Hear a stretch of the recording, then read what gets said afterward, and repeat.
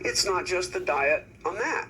Um, you know, we I can't remember if it's Sri Lanka or Nepal or some. There was some country. It wasn't Nepal, I don't think, but it was a country that was not electrified for years. The king or the whoever was in control at the time wouldn't electrify the country, but then they became a democratic monarchy or something else. They changed their form of government, got a new government in, and that government wanted to electrify the country, and they were eating their traditional food.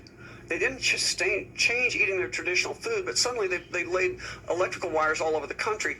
They had the highest rate of diabetes in the world, the highest increase rate. Like it went up crazy because they electrified. Sudden, it's two things. It's the rate of change and what they did. So they electrified rapidly, no little by little. They just boom, big grant did the whole country. So suddenly these people were, they were suddenly exposed to this. Edison became diabetic. Alexander Graham Bell became diabetic. Yeah.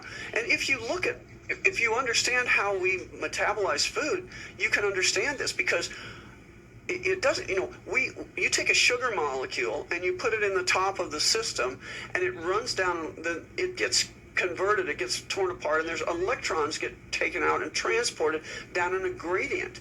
And then they get transported by these little, I think of them like coal cars, taking the coal to the electrical power plant. So these little coal cars are made of coenzyme Q10. The electron gets attached to coenzyme Q10, then goes across this chain of events to the literally a turbine that runs that doesn't work on water falling into it. It works on protons falling into it. That spins in your mitochondria and creates ATP, your energy. Now, you can imagine if this is all done by an electron gradient, you suddenly go into a new electromagnetic field, and suddenly it doesn't have time to respond and change. And now you can still put the sugar molecule in, but it doesn't go anywhere. So now sugar builds up and you become diabetic. But here